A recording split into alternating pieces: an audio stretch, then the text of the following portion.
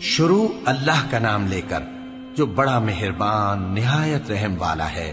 طٰہٰ، اے نبی صلی اللہ علیہ وآلہ وسلم، ہم نے تم پر قرآن اس لیے نازل نہیں کیا کہ تم مشقت میں پڑ جاؤ، مگر ہر اس شخص کی نصیحت کے لیے نازل کیا ہے جو خوف رکھتا ہے۔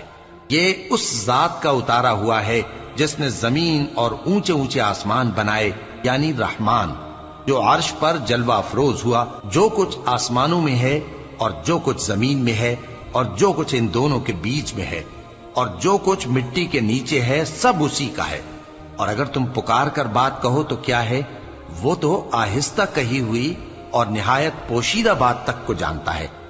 اللہ وہ معبود برحق ہے کہ اس کے سوا کوئی معبود نہیں ہے، اس کے سب نام اچھے ہیں۔ اور کیا تمہیں موسیٰ کے حال کی خبر ملی ہے؟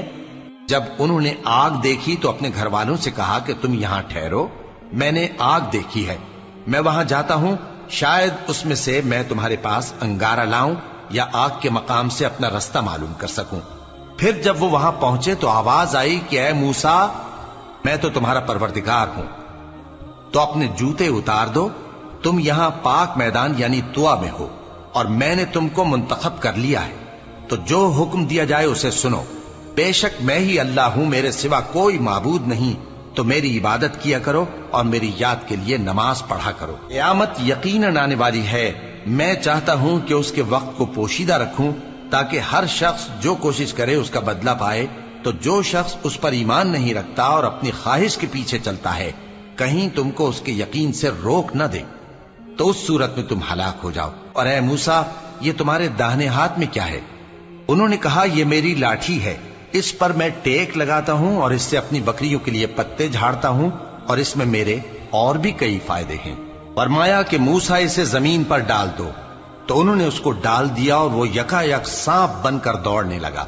فرمایا کہ اسے پکڑ لو اور ڈرنا مت، ہم اس کو ابھی اس کی پہلی حالت پر لوٹا دیں گے، اور اپنا ہاتھ اپنی بغل میں دبا لو کہ وہ کسی عیب و بیماری کے بغیر سفید چمکتا دمکتا نکلے گا۔ یہ دوسری نشانی ہے تاکہ ہم تمہیں اپنے بڑے بڑے نشانات دکھائیں۔ تم فرعون کے پاس جاؤ کہ وہ سرکش ہو رہا ہے۔ کہا، اے میرے پروردگار، اس کام کے لیے میرا سینہ کھول دے اور میرا کام آسان کر دے، اور میری زبان کی گرہ کھول دے تاکہ وہ میری بات سمجھ لیں، اور میرے گھر والوں میں سے ایک کو میرا وزیر یعنی مددگار مقرر فرما، یعنی میرے بھائی ہارون کو۔ اس سے میری کمر کو مضبوط کر اور اسے میرے کام میں شریک کر، تاکہ ہم تیری بہت سی تسبیح کریں اور تجھے کثرت سے یاد کریں۔ تو ہم کو ہر حال میں دیکھ رہا